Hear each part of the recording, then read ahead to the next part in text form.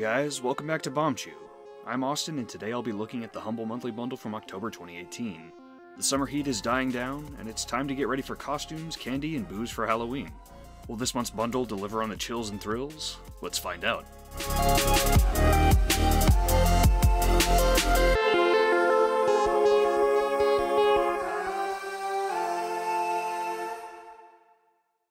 This month's bundle arrives with a demo for the game Wandersong.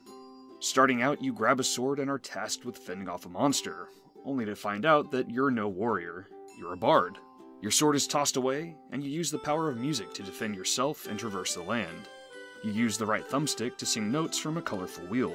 Some puzzles require you to match a pattern of notes, others have you play notes to control the direction of growth for a platform you're standing on. It's a cute concept, and a very colorful game. The demo is short, but self-aware, and it looks like the team behind it poured a lot of love into it. I'd say give it a try.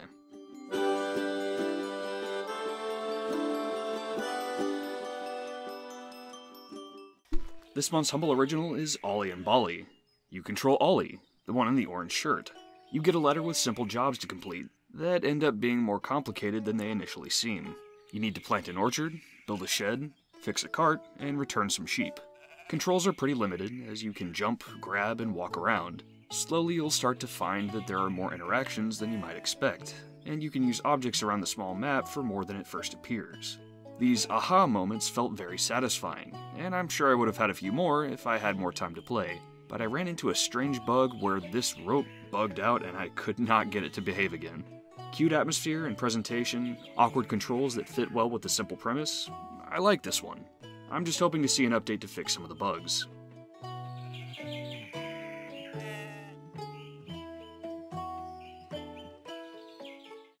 American Truck Simulator is a follow-up to the immensely popular Euro Truck Simulator.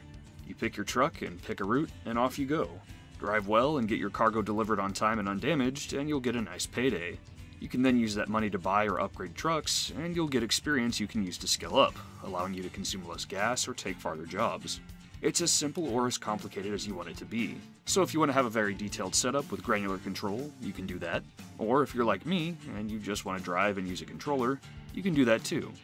When making a delivery, you can do a tight maneuver to drop the cargo in the perfect spot for an experience bonus, or you can say no thanks and just end your job there. This makes the game very accessible for newbies, but very rewarding for the hardcore players. Now I see why Euro Truck Simulator is so popular. It's a very relaxing experience, and I imagine I'll be sitting down for a few evenings with this and a drink or two.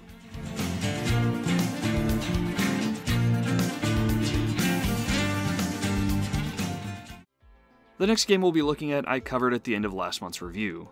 If you've already seen my look at Overwatch, you may want to skip ahead. I have timestamps for each game in the bundle in the description down below.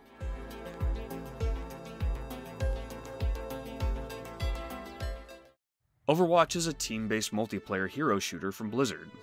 Join a match, pick a character, and attack or defend your objective.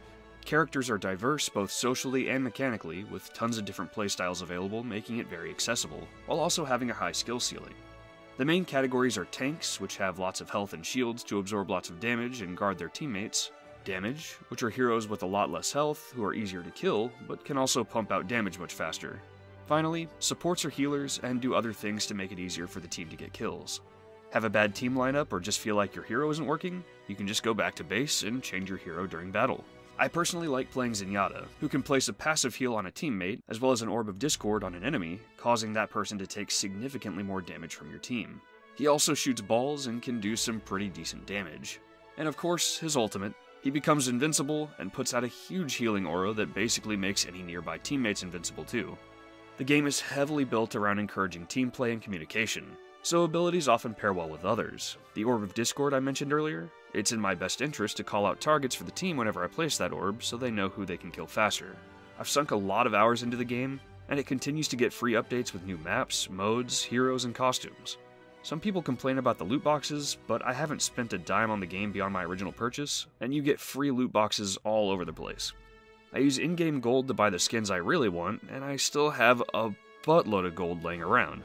My wife used to play mostly games like The Sims or Animal Crossing, but Overwatch got her into shooters, and now she's transitioned into games like PUBG. Whether you're into shooters or not, I recommend giving it a try, or if you already have it, consider trying it on your significant other or a close friend that you're having a hard time getting to play more games.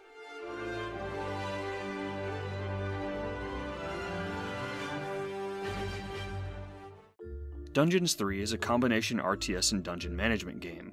Your dungeon is your base, and you'll need workers to dig out tunnels, build rooms, mine gold, and keep the place running. Rooms serve to hold resources, grow your army, and other things to support your operations. Once you have a hardy group, you can send them to the overworld, where the control scheme switches to an RTS style. The change in interface is slick, and it feels very natural going between the two. Your army starts off pretty small, so you'll have to be careful to keep your attack party balanced with at least a soldier or two to guard your dungeon, as heroes will invade your dungeon while you're gone and try to take it down. This genre is usually not for me, and I really didn't care for War for the Overworld when it was in a past monthly bundle, so I didn't expect to like Dungeons 3 at all. But the humor works, the gameplay feels good, and it doesn't throw too much at you all at once. This one gets my recommendation.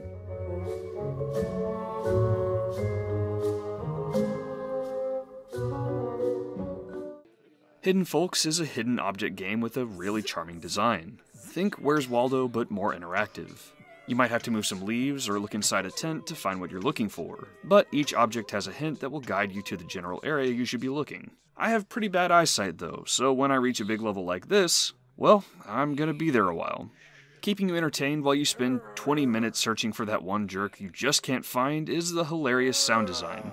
Every sound is made by a person, and I found myself constantly giggling over it.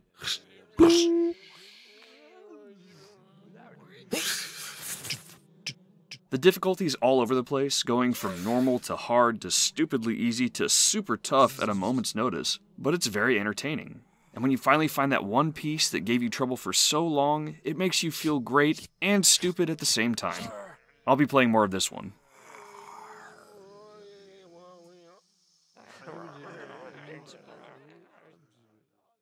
Gremlins Inc. is a digital board game with steampunk gremlins. As with most board games, there's a lot of rules and details, but I won't go deep into these for the most part. The basic gist of the game is that you have 6 cards at any given time. Cards can all be used for movement, but each card also has a special use for if you're on a specific space. Like if you're on the casino space, you can use a jackpot card to get a big payout. There's money, which you'll use pretty much all the time to pay to use a card or to bribe your way out of something. There are votes, which determine who becomes the governor for the last portion of the game. The governor has a lot of special treatment rules on many of the spaces and cards. There's also a negative resource that tracks when you're a jerk to other players, which can come back to bite you when you least expect it. The goal of the game is to get more gears than any other player by the end of the game, and you'll have to strategically move about the board, holding on to the right cards for the right time. Of course, your plan probably won't work out because there's a lot of random chance that can happen in this game. Other players can steal your resources or cards, or you can end up in jail, which I did 3 times in a row. Jail is its own system with ranking and experience. You can make a full-on career out of jail. It's crazy. There's a lot going on, and if some friends asked me to play it, I would, fully expecting not to win, but I don't think I'll be playing this one on my own again.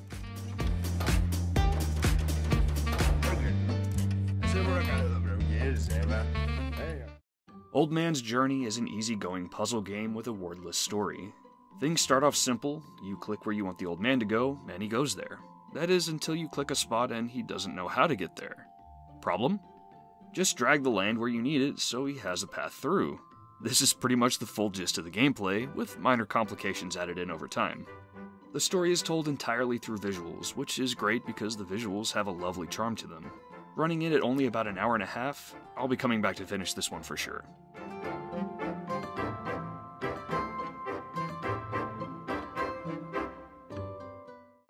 We Were Here Too is a co-op game where you and your partner must work together to escape a castle without ever seeing each other. You start off with a walkie-talkie, which you can use to communicate with the other player trapped somewhere else in the castle. Each room you enter will either have a puzzle or information needed to solve a puzzle, and you have to communicate and cooperate to figure out what information is needed without being able to see what your friend is seeing. You'll be describing weird shapes or trying to make sense of what dumb description your friend is giving you, and it's super fun. It's fun to play through a second time too to see what the other half of the game is like. If you don't have a friend to play with, you can match up with someone random online, though I prefer to stick with friends. If you like this one and you want more, it's actually the sequel to a free game on Steam called We Were Here, and I highly recommend playing that one as well.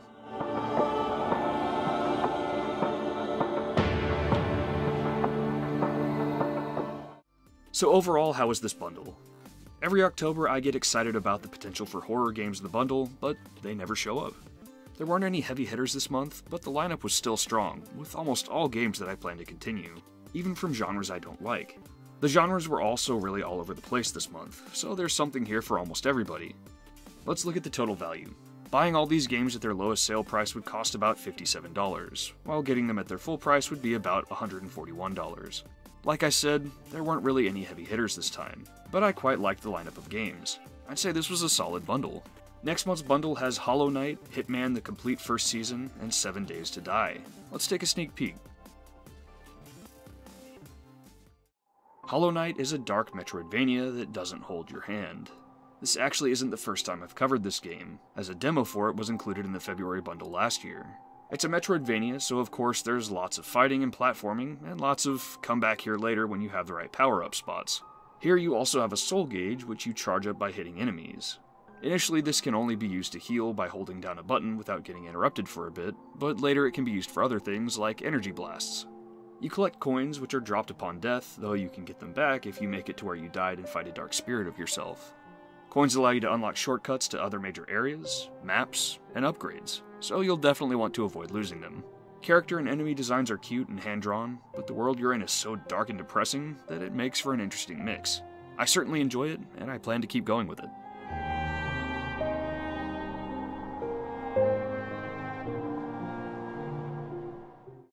Hitman, the complete first season, is Agent 47's return to form that was marred by a weird way of selling the game. However, humble subscribers don't seem to need to worry about that because the episodes players were expected to buy seem to all be here in the bundle. Now for the bad news. I suck butt at Hitman. Hitman requires you to do a lot of observation and planning, followed by slick, stealthy execution. All things that I'm terrible at.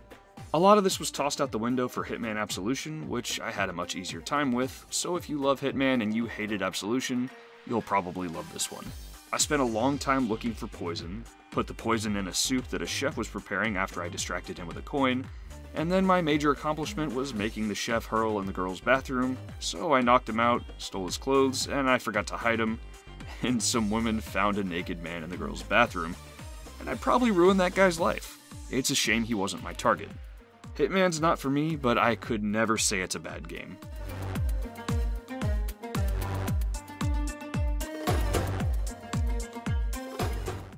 "7 Days to Die is an early access zombie survival game. It's been on Steam for 5 years. It's still an alpha.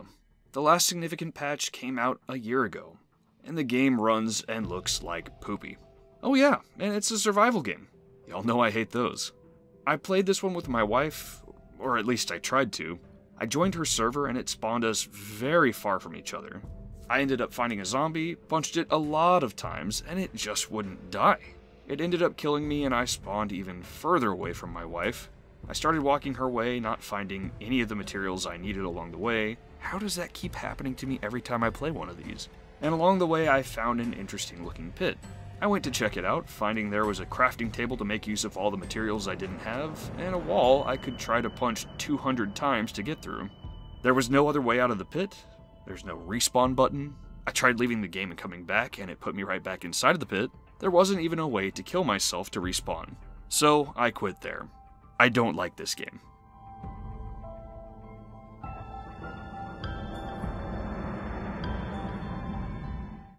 Thanks so much for watching. In case you missed it over the last couple of days, I'm back to streaming the bundle when I gather footage for the review. I had a lot of fun with those of you who joined in, and I'll be doing it again for future bundles. Some people in chat were asking if there's a Bombchu Discord, so now there is. There's a link to it down in the description. Feel free to come hang out. See you around.